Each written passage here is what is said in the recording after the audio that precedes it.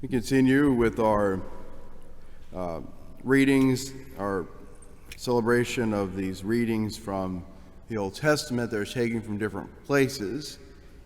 Today, we're reading from Jeremiah, and the prophet Jeremiah kind of preached to Judah, which in his book is represented as a faithless wife. That's a theme that we see there. We're not really seeing that in this reading, although we're seeing kind of suggestion of it. He says, "I remember the devotion of your youth, how you loved me as a bride." And again, this image of Judah, of the southern kingdom, is that they started strong and then they have drifted away. And they've drifted away and they have reneged on their marriage vows, in a sense, to Yahweh. And one of the things I really find striking in this reading is the use of language regarding water. Note that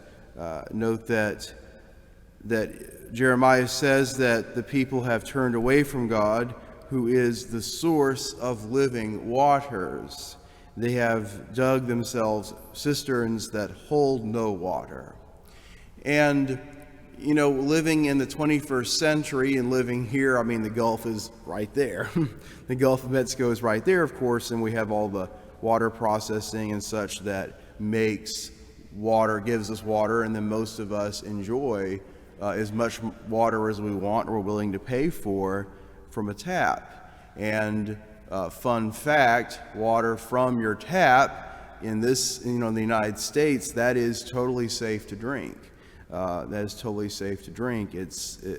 People, we like bottled water and things like that because of the taste, but that water from the tap is completely safe. And for many people, even today, throughout the world, water is an incredibly scarce or challenging commodity. And so many people in developing countries throughout the world, and certainly in this biblical time, having clean water to drink took a great deal of effort. It took a tremendous amount of effort, and there wasn't necessarily a lot of it. And so this image is of God as living water, as a healthy water, as water that sustains. And we know that water is so essential in our lives, and without that, we cannot live our physical life. And without the water that is God, He comes from God Himself, our soul will be parched. Our soul will be dried up and will be dead, spiritually dead. And the saints as well have often described the need for our soul to be watered by God. And sometimes, we take very good care of our body and maybe even of our mind in some ways, that we learn and we study. We maybe work out, we take care of ourselves, but we don't provide for our soul. We don't do spiritual reading. We don't continue to allow our soul to be nourished. And I know quite a few people that I don't know if they are nourishing their soul, and they are going to be dried up in that sense. So I ask God to continue to work in our lives in that way, to help us to be spiritually nourished. Today we read this parable that is sometimes titled "The Purpose of the Parables." Jesus tells a lot of parables, and I guess eventually people started to wonder, what are all these parables about? So this is not the parable about parables. This is just what are these parables for? And so the disciples themselves initiate this question: why are you using these parables? So if you've ever wondered why He uses stories, you're not the first person to ask. And Jesus' response is typically mysterious, right? It is typically kind of dense. And so he quotes the Old Testament, and specifically Isaiah, where it says, "You shall indeed hear but not understand. Gross is the heart of this people."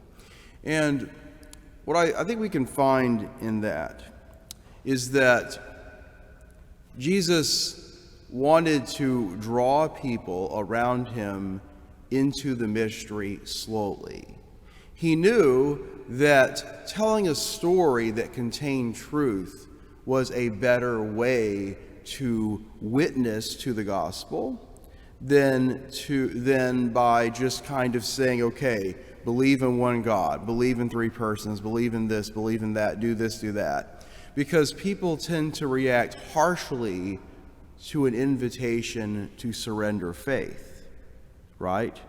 How do you react if you're driving and on the side of the road someone says, please give me money for whatever? You don't react kindly, do you?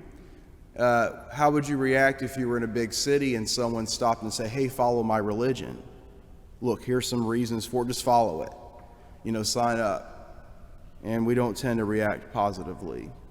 And so Jesus was trying to engage people's hearts, and by telling stories, people are invited into being accompanied, an accompaniment of his own story of the gospel itself.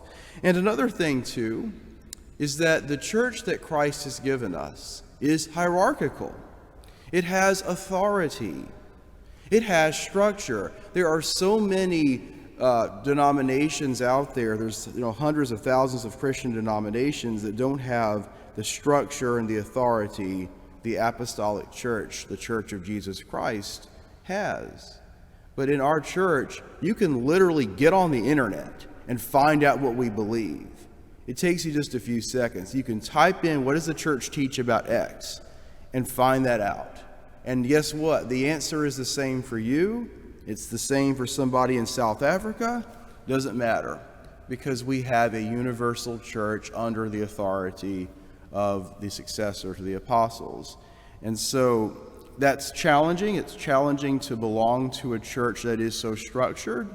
It can at times be difficult for us, but it is the church that God gave us. He didn't give us an amorphous blob of just whatever. He gave us structure. And so I pray that as we continue this week, that God will help us to be able to trust, and to obviously always pray for those who are set in positions of leadership, and to be able to let the church and the wisdom that God has given her, that he wants to show through her, that it will shine forth despite the failings and the struggles of its members.